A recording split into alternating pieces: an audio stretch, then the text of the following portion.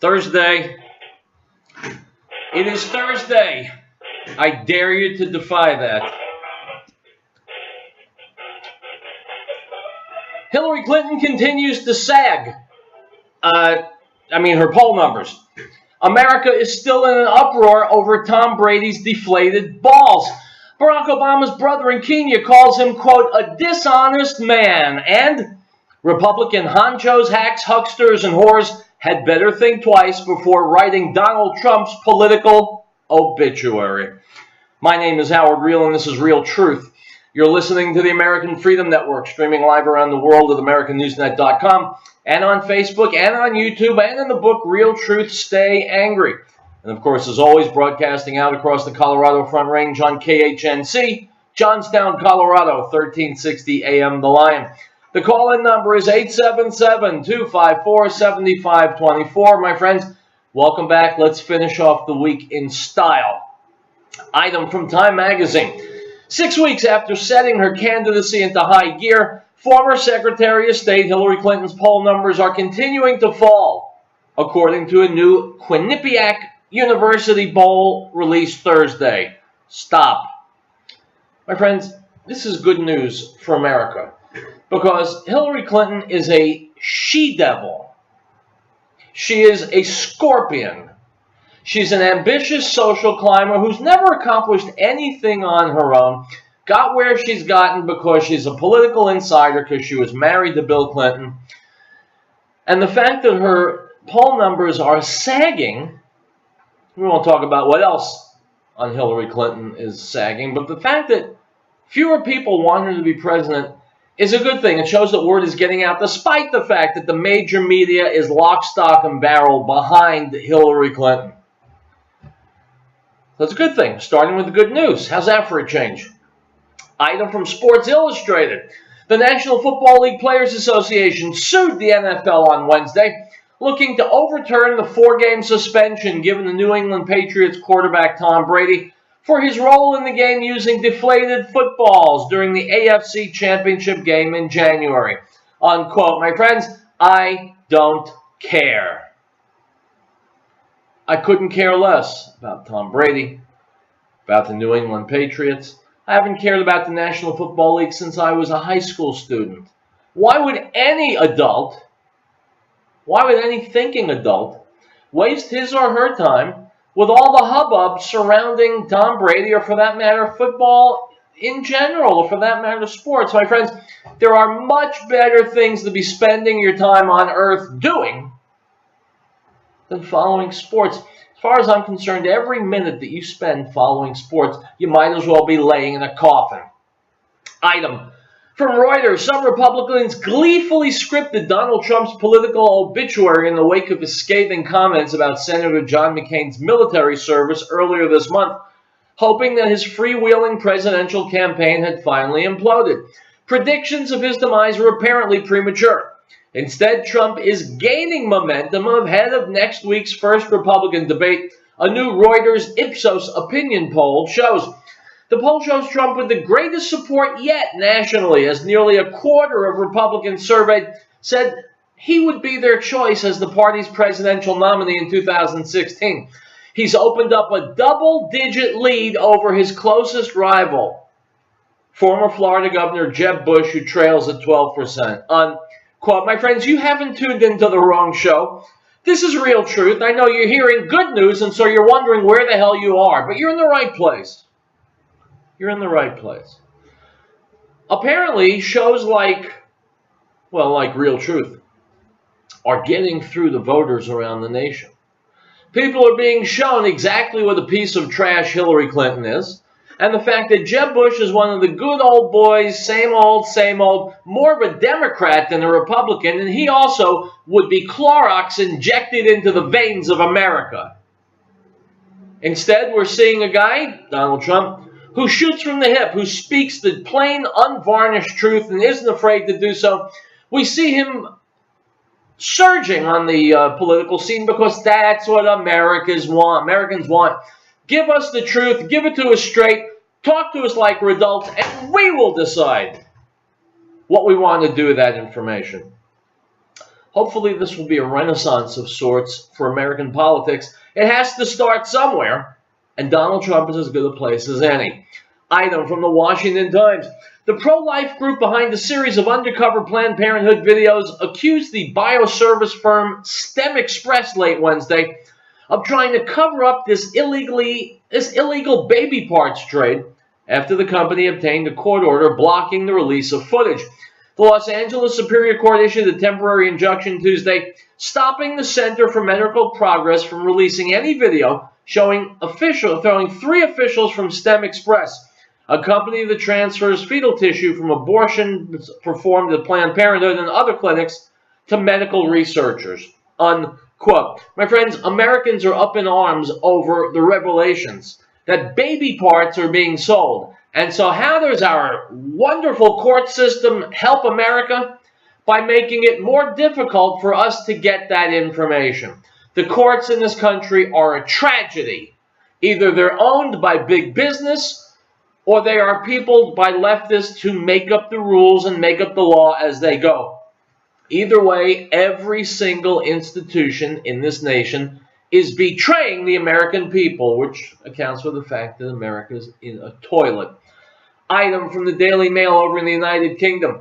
Billionaire Donald Trump is leaving the country on a high note, flying from New York to Glasgow, Scotland on Wednesday night, as a new poll gives him a commanding lead in the race for the 2016 U.S. Republican presidential nomination. The Reuters Ipsos poll, which I referred to before, sees Trump in the lead, unquote. My friends, I repeat, this is good news. Even if you're not planning on voting for Trump, it's still good news. Item from newsbusters.org, appearing as a guest on Wednesday's New Day on CNN during a discussion of Hillary Clinton's presidential campaign, former New York Mayor Rudy Giuliani asserted that he would have had her under investigation for about 5 different crimes right now, unquote. And that it is, quote, outrageous that the Justice Department is not moving forward with this, unquote. Calling it a, quote, true criminal case against Hillary Clinton, unquote, he further argued that the destruction of the drive, which contained 34,000 emails, some of which were government-related, constituted, quote, obstruction of justice, unquote, and could be viewed by a court as a, quote, inference of guilt, unquote. My friends, of all the institutions in America that have been compromised and are now working against the American people, the Justice Department is chief among them. Barack Obama controls the Justice Department, and just as he is a lying scum, the Justice Department has become a tool in the hands of lying scum. It's Thursday, and it's Real Truth, and I got lots for you today, my friends. Don't go anywhere. It's nothing more than a shot in the dark if you're taking supplemental following health programs without an accurate scientific evaluation of your health. From the comfort of your home or office, you can work personally with health expert Eileen Durfee, a Dr. Wilson health practitioner who scientifically evaluates your current health and provides you a personalized program and affordable products. Get real results, get nutritional balancing, and GoHealthyNext.com. Call 866-463-4533. That's 866-463-4533. Earthquake Power has been providing reliable electrical power systems in the Rocky Mountain area since 1992. Our systems rely on the sun to help make you self-reliant for your power needs. Solar energy can be steel to fit any situation, from complete power independence to backup power for the short term. Our expertise focuses on standalone power, but we have extensive experience with utility interactive systems as well. Custom tailored capabilities as modest as emergency lighting all the way to commercial scale power. Great Lakes Power is a full service company. We service everything we sell. We provide and design turnkey packages, custom design system, and parts for do-it-yourself. With more than 20 years of specialized experience at your disposal, let us know what your power concerns or goals are. Reach us by phone or the internet. Call 303-239-9963. That's 303-239-9963. Or go to GreatPlainsSolar.com. Beloved, do not believe every spirit, but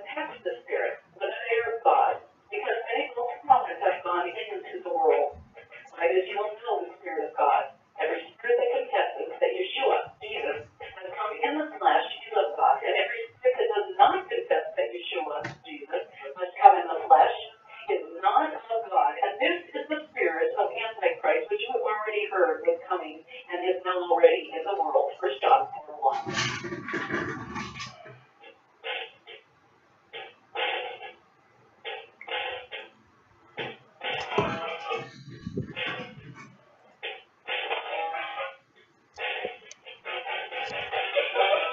All right, guys, my name is Howard Riell. The show, actually, it was named after me, is called Real Truth. And my intention is to do what real journalists, have been doing for decades and decades, comforting the afflicted and afflicting the comfortable. Item from InfoWars. Though President Barack Obama is currently on a trip to his father's home country of Kenya, it's doubtful he'll be getting together with for a family potluck with his older half-brother, Malik. According to the Boston Globe's Farrah Stockman, the relationship between the Obama brothers has soured since the then 25-year-old Barack began his search for the Kenyan family members he'd never met back in 1986.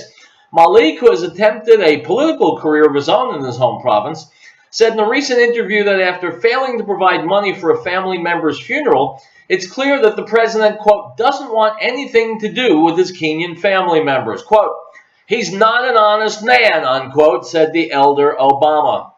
It's a big humiliation, unquote. My friends, I speak Kenyan. I'm going to translate that. When he says Barack Obama's not an honest man, in plain English, what he means is he's a lying pig. Item from westernjournalism.com. Mark Levin's latest book, Plunder and Deceit, Big Government's Exploitation of Young People and the Future, hits bookshelves on August 4th, and already it's generating buzz. It currently comes in at number 26 in Amazon's book ratings. The Great One recently discussed the work on his radio program. Its premise is that, quote, the ruling generation is robbing the rising generations, present and future. Some chapter topics include the national debt, Social Security, Medicare and Obamacare, education, immigration, environment, minimum wage, national security, and the Constitution. Fellow former Reagan administration official Peter Ferrara highlights that Plunder and Deceit chronicles how today's young people are the first generation in modern history to have higher levels of poverty and unemployment and lower levels of wealth and personal income than their two immediate predecessor generations at the same ages. Instead of growing up and starting their own homes and families, record numbers are moving back in with mom and dad after graduating from college. In his discussion concerning the national debt, Levin offers some sobering statistics. The nation's fiscal operating debt was already $10.6 trillion on the day President Barack Obama took office in January 2009. By the end of January 2012, however, the fiscal operating debt had increased 44.5% to $15.4 trillion. As of April 12, 2015, the fiscal operating debt was $18.152 trillion, a 71% increase in less than 6.5 years. Each man, woman, and child in the country's share of the national debt has grown from $33,220 at the beginning of the Obama presidency to more than $56,900 today. To be sure, the debt habit began long before the Obama presidency, but it is now a full-blown addiction, unquote. Now, friends, you know who's to blame for that? Barack Obama and Democrats and Republicans and politicians and you and me, the voters. Because for decades we have voted for these phony baloney politicians who say yes to everything. We'll spend, we'll spend, we'll spend, we'll spend, and we'll leave it for future generations to actually pay for everything. Well, folks, welcome to the future. Item from MintPressNews.com. Dateline, Dallas-Fort Worth, Texas. The man who was able to board a flight at Dallas-Fort Worth International Airport on Sunday after leaving his vehicle unattended at the terminal curb and getting through security without an ID, told authorities he, quote, walked when asked how he bypassed the checkpoint, unquote. So, my friends, if you're like me, if you've gone to airports and you've had to get there well in advance to leave time to go through security, and you've had to have all your paperwork ready, including your wallet out, and you had to stand on long lines, and you had to take your shoes off and take your belt off and hope that your pants don't fall down and jam all your stuff into those little plastic crates and then wait online again and then go through the x-ray machine and then maybe get patted down. Then you have to stop and put back on everything that you've got, stuff everything back in your pockets, hope that nothing was stolen, and then sit down and put your shoes on. If you've gone through all that, you should know that you've wasted every single second. Because all that security yah-yah does nothing, as evidenced by this guy who simply wafted through security. I did a report a few weeks ago about people who ran a test on security on these x-ray scanners, and they found out that 95% of the time they were able to get contraband through security. So when you're being hassled and hustled and hurried and inconvenienced and all that stuff, it's for no reason whatsoever. America is no more safe today than it was on September 11th, 2001. The only thing that's going to make us safe is shutting down mosques. Item from the Seattle Times. Seattle police officer Cynthia Whitlatch was notified Monday she faces termination over the arrest of a 69-year-old African-American man who was carrying a golf club as a cane, but whom she accused of wielding as a weapon, according to sources familiar with the matter.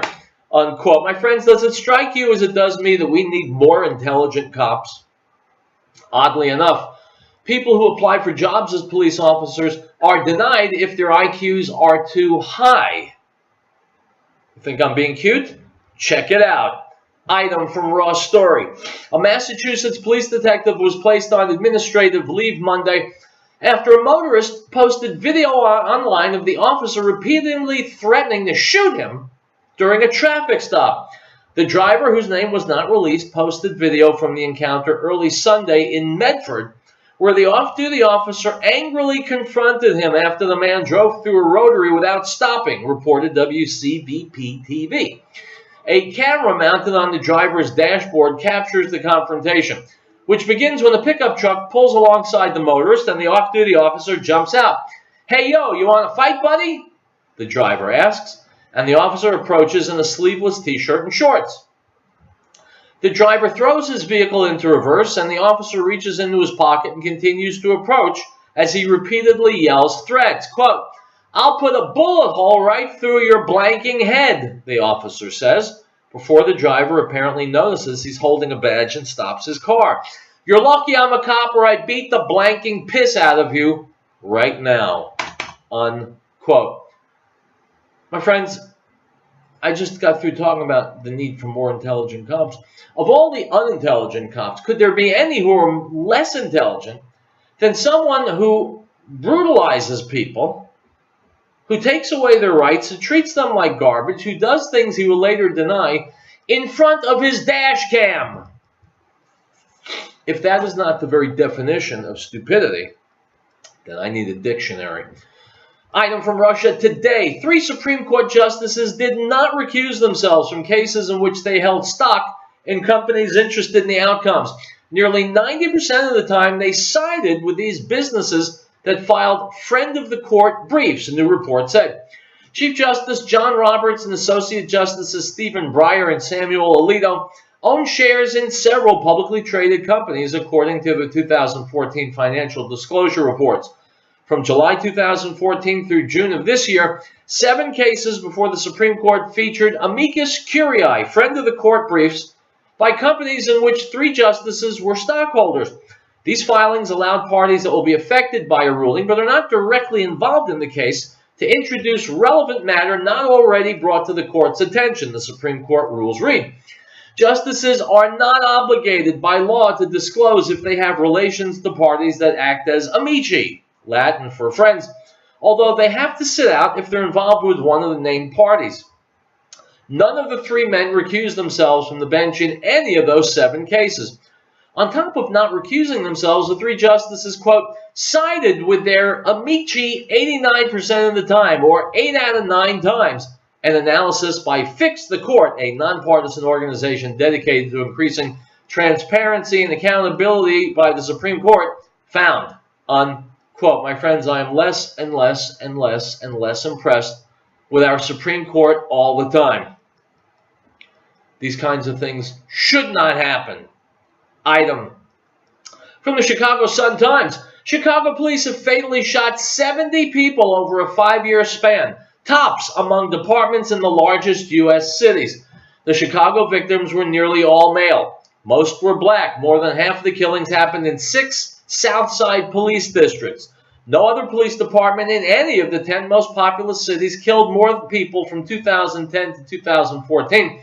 But Chicago ranks 4th behind Phoenix, Philadelphia, and Dallas when the numbers were adjusted for population, according to a Better Government Association analysis of data obtained through interviews and open record requests. Unquote. My friends, trigger-happy cops are one of the evils of our era. Make no mistake about it. And we got to do something about it. Put it on the list. Item from the New American.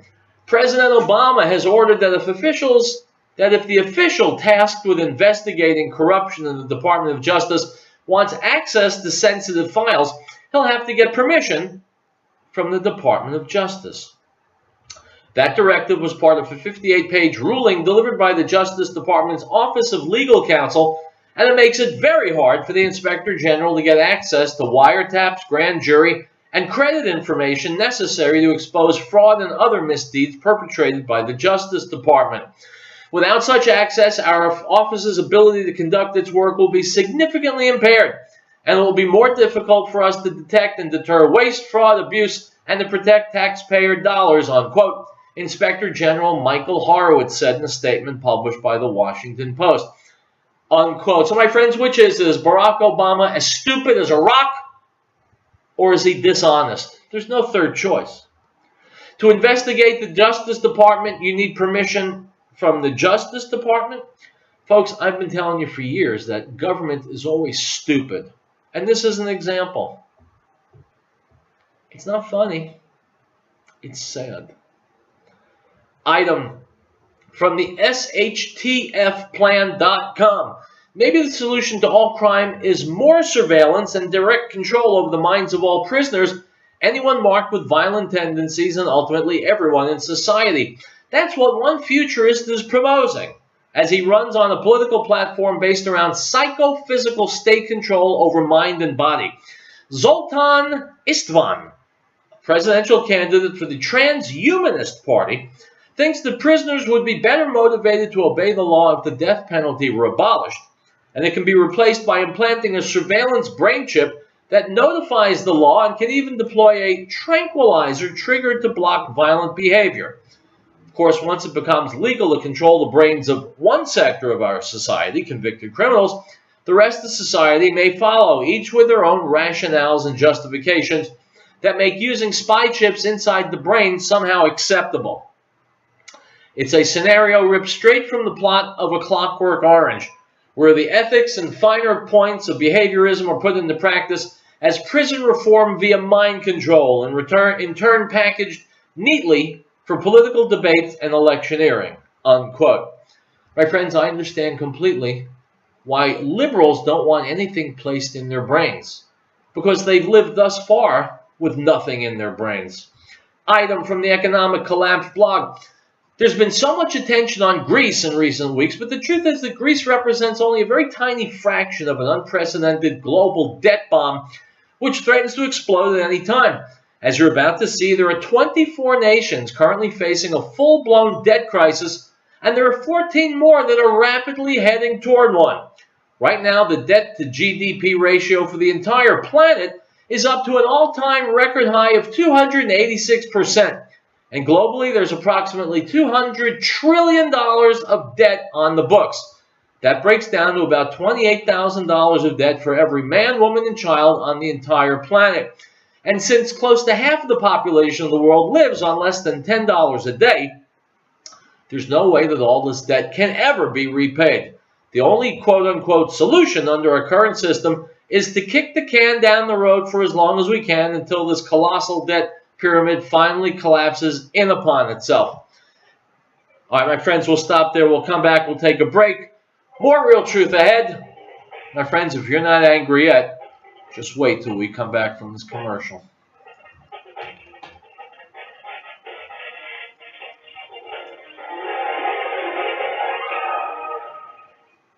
It's nothing more than a shot in the dark if you're taking supplements or following health programs without an accurate scientific evaluation of your health.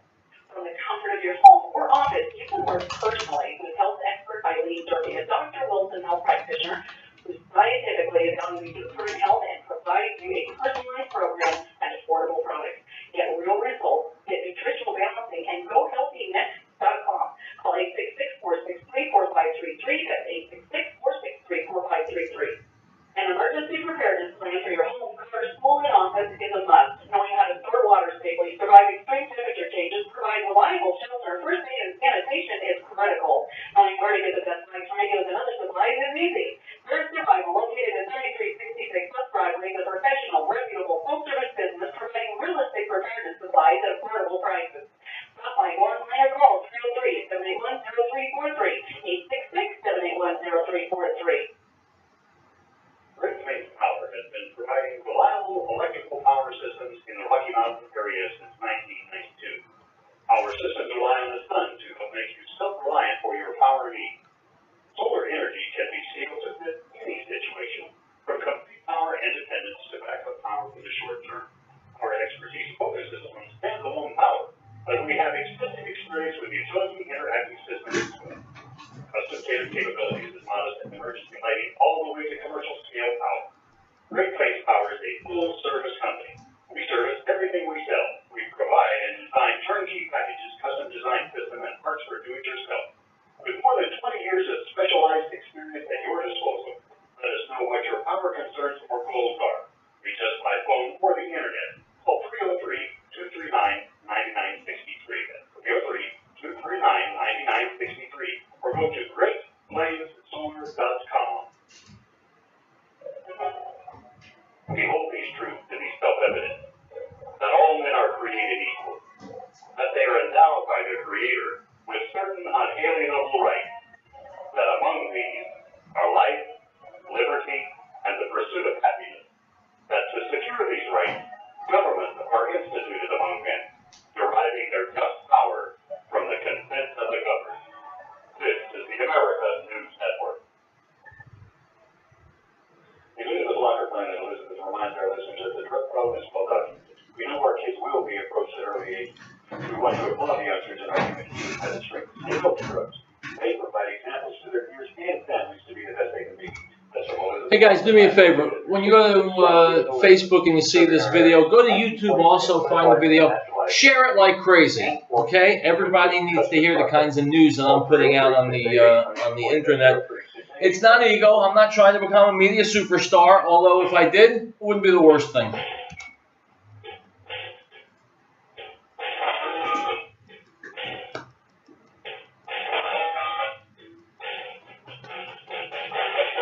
More Real Truth coming at you. Howard Riell behind the microphone. Let's do some good. Item from the End of the American Dream blog by Michael Snyder. Hate speech laws are going in all around the world, and progressive activists in the United States want to use these kinds of laws to destroy free speech in America. You see, the truth is that these hate speech laws that are being implemented all over the planet are not just about preventing speech that promotes violence or genocide against a particular group of people. Instead, these laws are written in such a way that anyone who says something that offends or insults someone is guilty of hate speech. Even if you never intended to offend anyone and you had no idea that your words are insulting. In some countries, you can be detained without bail and sentenced to years in prison for such speech. Today, there are highly restrictive hate speech laws in Canada, in Mexico, and in virtually every single European nation. The United States is still an exception, but the truth is that our liberties and freedoms are being eroded every single day. It's only a matter of time until hate speech laws are used to take away our freedom of speech, too.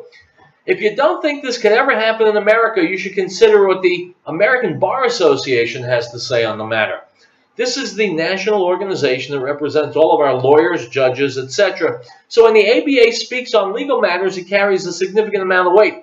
The following is how the American Bar Association defines hate speech. Quote, hate speech is speech that offends, threatens, or insults groups based on race, color, religion, national origin, sexual orientation, disability, or other traits, unquote.